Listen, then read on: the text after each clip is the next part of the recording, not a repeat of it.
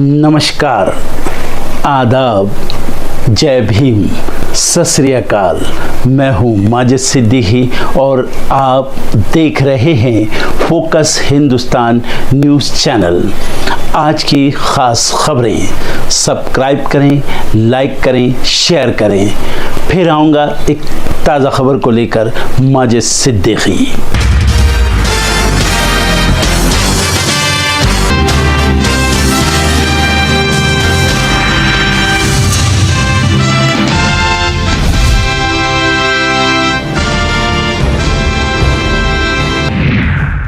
Canada पहुंचे PM Modi, Canada में हुआ जोरदार स्वागत, कहा कनाडा आकर खुश हूं।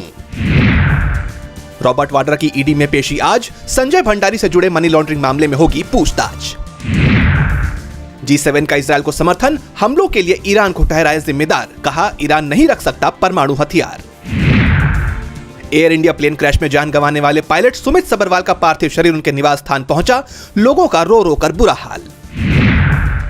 सैन फ्रांसिस्को से मुंबई जा रहे एयर इंडिया के विमान में आई तकनीकी खराबी, कोलकाता में उतरे यात्री। आज से फिर खुलेंगे पहलगाम हमले के बाद बंद किए गए कई पर्यटन स्थल, फिर गुलजार होगी घाटी। राजा रघुवंशी मामले में जांच तेज, पुलिस आज सभी आरोपियों को घटनास्थल पर ले जाकर करेगी क्राइम सीन रिक्रिएट। मंडी में 200 फीट गहरी खाई में गिरी यात्रियों से भरी बस, 2 लोगों की गई जान, 20 घायल। फिर मुश्किल में फंसा यशु वाला पादरी बजिंदर सिंह, चर्च की जमीन को लेकर किसानों ने किया विरोध।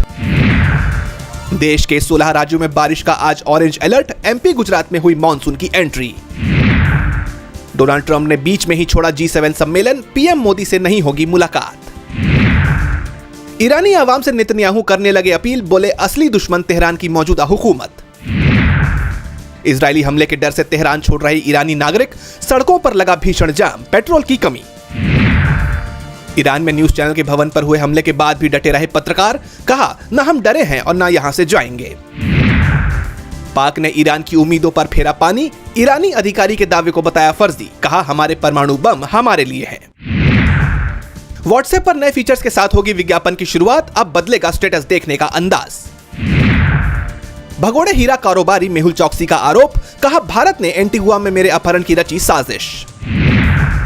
मई में वस्तु निर्यात में 2% से ज्यादा की गिरावट, सेवन निर्यात में हुई बढ़ोतरी। अमेरिका के साथ 9 जुलाई से पहले होगा मिनी व्यापार समझौता, वाणिज्य मंत्रालय ने दी जानकारी।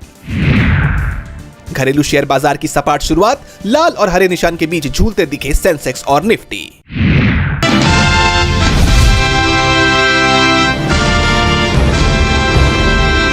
अहमदाबाद हादसे के बाद से विमानन सुरक्षा लगातार सवालों के घेरे में है। विमानन क्षेत्र में तकनीकी खराबियों की खबरें थमने का नाम नहीं ले रही हैं और अब एक ऐसी ही घटना सामने आई है। ताज़ा मामला एयर इंडिया के सैन फ्रांसिस्को से मुंबई आ रहे विमान का है। इस विमान के बाएं इंजन में गड़बड़ी की बात सामने आई है। इसके बाद कोलकाता एयरपोर्ट पर इस विमान को उतार लिया गया। दरअसल एयर इंडिया की फ्लाइट AI-180 सैन फ्रांसिस्को से मुंबई आ रही थी। अचानक कुछ दिक्कत महसूस होने पर सोमवार देर रात करीब 12:45 पर इस फ्लाइट को कोलकाता के नेताजी सुभाष चंद्र बोस एयरपोर्ट पर लैंड कराया गया। लैंडिंग के बाद पता चला कि विमान के बाएं इंजन में गड़बड़ी है। इसके बाद इस विमान की आगे की यात्रा रद्द कर दी गई। विमान के इंजन में गड़बड़ी के चलते सभी यात्रियों को सुरक्षित उतार लिया गया। एयरक्राफ्ट के कप्तान ने यात्रियों को सूचना देते हुए कहा कि फ्लाइट की सुरक्षा को ध्यान में रखते हुए ये कदम उठाया गया है, जिसके बाद से यात्रियों में दहशत है। बता दें कि ये कोई पहला मामला नहीं है, इससे पहले भी इस तरह की घटनाएं सामने आ चुकी हैं। पिछले कुछ दिनों में उड़ान के दौरान लगातार फ्लाइट में परेशानियों की बात सामने आई है, जिसने यात्रियों और एयरलाइंस के बीच चिंता बढ़ा दी है। हाल ही में एयर इंडिया के विमान को उड़ान भरने के बाद ही हांगकांग वापस जाना पड़ा। बीते दिन लखनऊ एयरपोर्ट पर सऊदी एयरलाइंस के एक विमान में लैंडिंग के दौरान तकनीकी खराबी आ गई।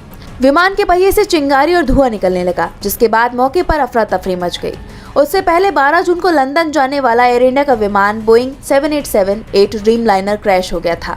इन हादसों ने लोगों के मन में एक डर पैदा कर दिया है, साथ ही हवाई सुरक्षा पर गंभीर सवाल खड़े कर दिए हैं। सवाल ये भी है कि आखिर इस तरह की घटनाएं क्यों हो रही हैं।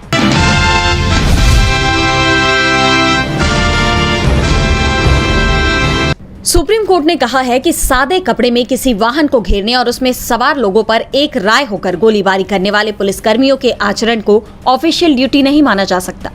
जस्टिस विक्रम नाथ और जस्टिस संदीप मेहता की पीठ ने कथित फर्जी मुठभेड़ मामले में पंजाब के 9 पुलिसकर्मियों के खिलाफ जान लेने के मामले में दर्ज आरोपों को रद्द करने वाली याचिका पर सुनवाई करते हुए ये टिप्पणी की।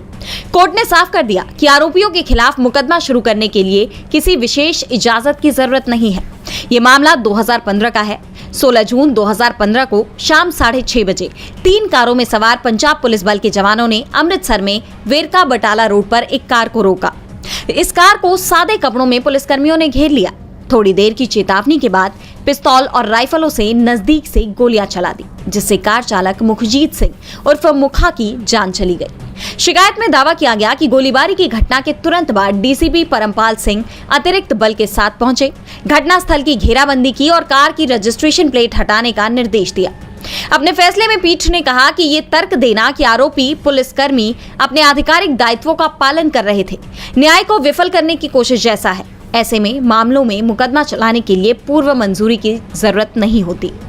दरअसल कोर्ट में 8 पुलिसकर्मियों ने दलील दी थी कि उनके खिलाफ शिकायत का संज्ञान नहीं लिया जा सकता, क्योंकि सीआरपीसी की धारा 197 के तहत ऐसा नहीं किया जा सकता, जिसके तहत लोक सेवकों पर मुकदमा चलाने के लिए पूर्व अनुमति की आवश्यकता होती है। सुप्रीम कोर्ट ने कहा कि जहां आरोप ही साक्ष्यों को दबाने का है, ऐसी स्थिति में सीआरपीसी की धारा 197 लागू नहीं होती और संज्ञान लेने के लिए मंजूरी कोई पूर्व शर्त नहीं है। कोर्ट ने पंजाब और हरियाणा हाईकोर्ट के 20 मई 2019 के उस फैसले को भी बरकरार रखा, जिसमें आरोपियों के खिलाफ केस को रद्द करने से इनकार किया गया।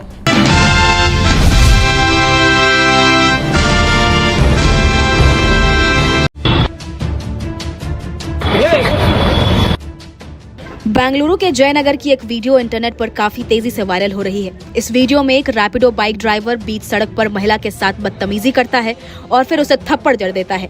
क्या है पूरा मामला, आइए जानते हैं।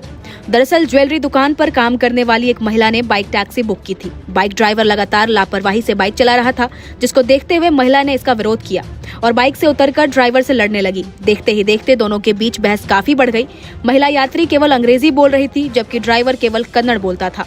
हालात तब और बिगड़ गई जब महिला ने कथित तौर पर किराया देने और हेलमेट लौटाने से इनकार कर दिया। इसके बाद ड्राइवर ने उसे थप्पड़ मार दिया, जिससे वो जमीन पर जा गिरी। इस मामले में पुलिस ने बताया कि उन्होंने महिला से एफआईआर दर्ज कराने की गुजारिश की, लेकिन वो इस मामले को आगे नहीं बढ़ाना चाहती थी। पुलिस ने बिना नाम रिपोर्ट दर्ज कर ली है। आपको बता दें कि इस साल अप्रैल में कर्नाटक हाई कोर्ट ने सरकार को 2 पहिया टैक्सियों पर रोक लगाने के निर्देश के बाद अब कर्नाटक की सड़कों पर बाइक टैक्सियां नहीं दिखाई देंगी। राज्य सरकार ने तब तर्क दिया था कि बाइक टैक्सियां कमर्शियल व्हीकल के रूप में नहीं चलाई जा सकती। इस मामले में कर्नाटक के परिवहन मंत्री रामलिंगा रेड्डी ने कहा, 3 महीने पहले न्यायालय ने बाइक टैक्सियों को अवैध माना था। उन्होंने 6 सप्ताह का समय दिया था। फिर से उनके अनुरोध पर उन्होंने 6 और सप्ताह दिए हैं। अब 12 सप्ताह बीत चुके हैं और उन्हें एग्रीगेटर्स हाई कोर्ट के आदेश का पालन करना चाहिए। यहाँ आपको बता दें कि आज यानी 16 जून से ही पूरे राज्य में अब ओला, उबर और रैपिडो जैसी कंपनियों की बाइक टैक्सी सेवाएं पूरी तरह से बंद हो जाएंगी। कोर्ट का कहना है कि जब तक सरकार नियम और दिशा निर्देश तय नहीं करती, बाइक टैक्सी चलाना गैर कानूनी रहेगा। हालांकि इस वीडियो में महिला के साथ हिंसा हो रही है, इसीलिए हम उसे साफ तौर से दिखा नहीं सकते और न्यूज़ 24 महिलाओं के खिलाफ किसी भी प्रकार की हिंसा का समर्थन नहीं करता है। लेकिन इस तरह से बाइक टैक्सी वालों की हिंसक प्रवृत्ति कानून व्यवस्था के लिए एक बड़ा सवाल खड़ा करती है। फिलहाल आपका इस पर क्या कुछ कहना है, हमें कमेंट्स में जरूर बताएं।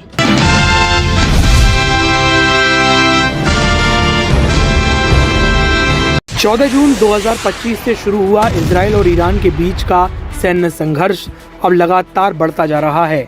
आधी रात के बाद आसमान मिसाइलों और ड्रोन की चमक से कांप उठा। दोनों देशों के बीच बैलिस्टिक मिसाइल और ड्रोन हमलों की बौछार हुई। सोशल मीडिया पर वायरल हो रही तस्वीरें और वीडियो युद्ध की भयावहता को बयान कर रहे हैं। बताया जा रहा है कि ईरान ने इजराइल को खासा नुकसान पहुंचाया है। ईरानी मीडिया का दावा है कि ईरान ने इजराइल के प्रमुख शहर हाइफा में स्थित बजान ऑयल रिफाइनरी पर कई बैलिस्टिक मिसाइलें दागी हैं। इस हमले से रिफाइनरी की पाइपलाइन और ट्रांसमिशन लाइनों को भारी नुकसान पहुंचा है। तेल अवीव स्टॉक एक्सचेंज को दी गई नियामक फाइलिंग के अनुसार हमले के बावजूद रिफाइनरी आंशिक रूप से काम कर रही है। हालांकि कुछ डाउनस्ट्रीम ऑपरेशन बंद कर दिए गए हैं। कंपनी फिलहाल नुकसान के असर और वित्तीय प्रभाव का आकलन करने में जुटी है। हमले के दौरान हाइफा के नजदीक स्थित तमरा शहर में एक मिसाइल गिरने से 4 लोगों की मौत की खबर भी सामने आई। मरने वालों में एक महिला और उसकी 2 बेटियां शामिल थीं। इस घटना ने युद्ध की त्रासदी को और ज्यादा भयावह बना दिया। हाइफा इजराइल का एक अहम औद्योगिक और नौसैनिक केंद्र है। यहाँ देश की सबसे बड़ी तेल रिफाइनरी के साथ साथ रासायनिक संयंत्र और बंदरगाह भी स्थित हैं। एक रिपोर्ट के मुताबिक हाइफा इजराइल के कुल आयात का लगभग 30% संभालता है। इस हमले ने न सिर्फ रिफाइनरी के संचालन को प्रभावित किया, बल्कि तेल आपूर्ति और पर्यावरणीय जोखिमों को बढ़ा दिया। वैश्विक तेल बाजार में तेल की कीमतों में 1% की वृद्धि दर्ज की गई। ये मिसाइल हमला इजराइल द्वारा 13 जून को तेहरान के पास में ऑयल रिफाइनरी और शाहरान गैस डिपो पर किए गए हमलों के जवाब में हुआ। उन हमलों में ईरान के स्वास्थ्य मंत्रालय के मुताबिक 250 से ज्यादा लोगों की मौत हुई। ईरान ने जवाबी कार्रवाई में हाइफा और तेल अवीव पर मिसाइलें दागी, जिनमें अब तक 10 से ज्यादा इजरायली नागरिकों की जान जा चुकी है। इजराइल की रक्षा प्रणाली आयरन डोम ने कई मिसाइलों को इंटरसेप्ट करने में सफलता पाई, लेकिन नुकसान काफी बड़ा हुआ। फिर भी हाइफा जैसे संवेदनशील शहर पर हमला जनता के बीच दहशत का कारण बना। हाइफा रिफाइनरी इजराइल की ऊर्जा सुरक्षा का सबसे बड़ा आधार है, जिसका क्षतिग्रस्त होना देश के लिए एक बड़ा झटका है। इस रिफाइनरी के संचालन में रुकावट से तेल आपूर्ति प्रभावित हो सकती है और निर्यात प्रणाली पर असर पड़ेगा। हाइफा बंदरगाह पर हमला इजरायली आयात निर्यात श्रृंखला को प्रभावित करेगा, जिससे इजराइल की अर्थव्यवस्था भी खतरे में आ सकती है। अब आपको बताते हैं कि हाइफा कब्जे वाला क्षेत्र क्यों कहलाता है। दरअसल ये फिलिस्तीन का सबसे पुराना जिला है, लेकिन यहाँ पर अब इजराइल का कब्जा है। जर्मनी के यहूदियों को सबसे पहले हाइफा में लाया गया। हाइफा पूर्वी भूमध्य सागर में एक प्राकृतिक बंदरगाह है और इस समय इजराइल का सैनिक और वाणिज्यिक केंद्र है, जो देश के उत्तर कॉरिडोर से जुड़ा है। हाइफा में मजबूत इंटेलिजेंट बेस है, नौसैनिक अड्डा है और दूसरी रक्षा सुविधाएं हैं। हाइफा इजराइल के आयात और निर्यात की रीढ़ की हड्डी है। इसे नुकसान पहुंचाना पूरे इजराइल को घुटनों पर ला देने जैसा है। इस हमले से ये स्पष्ट हो गया है कि ईरान अब पारंपरिक लक्ष्यों से आगे बढ़कर इजराइल को आर्थिक और ऊर्जा ढांचों पर चुनौती दे रहा है। इसकी उम्मीद इजराइल, अमेरिका और यूरोपीय देशों ने कभी नहीं की थी। इसी बीच होम फ्रंट कमांड के अधिकारी ओडी एलवाज ने मीडिया को बताया कि ईरानी मिसाइल ने पेटा किटवा इलाके में 20 मंजिला इमारत को निशाना बनाया, जिससे इसकी चौथी और 5वीं मंजिल पूरी तरह क्षतिग्रस्त हो गई। उनका कहना है कि हमने जिन अतिरिक्त इमारतों की तलाशी ली, उनमें से ज्यादातर लोग जो सुरक्षित जगह पर थे, उन्हें कोई चोट नहीं आई। लेकिन अब सवाल उठता है कि ईरान ने हाइफा पर हमला क्यों किया। दरअसल हाइफा में इजराइल की मुख्य तेल रिफाइनरी बजान और एक प्रमुख पोर्ट है, जो इस देश की लगभग 30% आयात गतिविधियों को संभालता है। रिफाइनरी की तबाही इजराइल के लिए बड़ा नुकसान है। प्रतीकात्मक और राजनीतिक संदेश दिया गया। हमले से ईरान ने संदेश दिया कि वह इजराइल के महत्वपूर्ण बुनियादी ढांचे को निशाना बना सकता है, उनकी सप्लाई चेन को बंद कर सकता है। मिसाइल और ड्रोन हमले और ऊर्जा संरचना को टारगेट करना बताता है कि ईरान समग्र आर्थिक और सैन्य दबाव बनाना चाहता है। वो सिर्फ सैनिक टारगेट तक सीमित नहीं रहेगा, बल्कि हर कीमत तक जाएगा।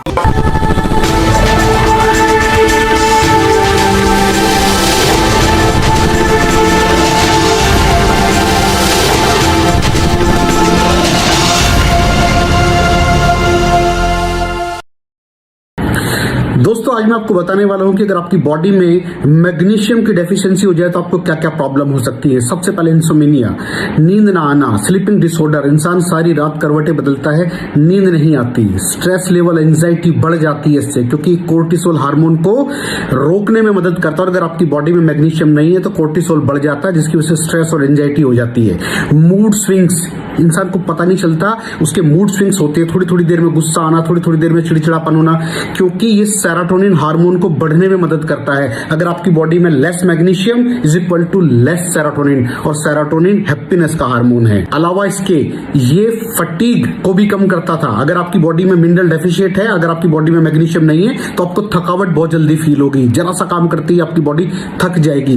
पुअर डाइजेस्टिव सिस्टम, ये डाइजेस्टिव सिस्टम को भी मैनेज करने में बड़ा शानदार रोल प्ले करता है। और अगर इसकी डेफिशिएंसी है तो कॉन्स्टिपेशन, डायरिया जैसी प्रॉब्लम हो जाती है। माइग्रेन बहुत खतरनाक प्रॉब्लम है। माइग्रेन अगर डेफिशिएट है आपकी बॉडी मैग्नीशियम से तो आपको माइग्रेन की प्रॉब्लम भी हो सकती है। ब्लड प्रेशर, अगर आपकी बॉडी में मैग्नीशियम कम है तो आपको ब्लड प्रेशर की प्रॉब्लम हो सकती है।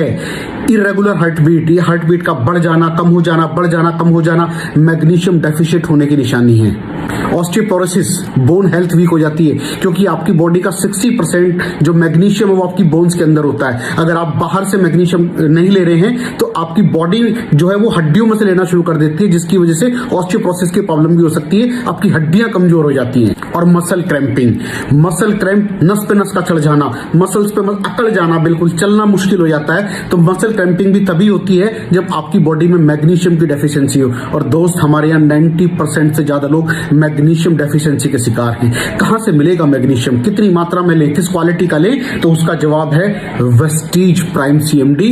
इसके अंदर आपको भरपूर मात्रा में मैग्नीशियम मिलेगा, आपकी सारी प्रॉब्लम सॉल्व हो जाएगी। Thank you so much. दर्शकों, देख लिया आपने हमारे वीडियो को। हमें खुशी होगी कि आपने हमारे न्यूज़ को लाइक किया और दूसरों को शेयर किया। अगर अभी तक हमारे चैनल फोकस हिंदुस्तान को सब्सक्राइब नहीं किया है तो तुरंत सब्सक्राइब करें, कमेंट करें और बेल आइकॉन को प्रेस करें। हम हाजिर हैं खबर के लिए।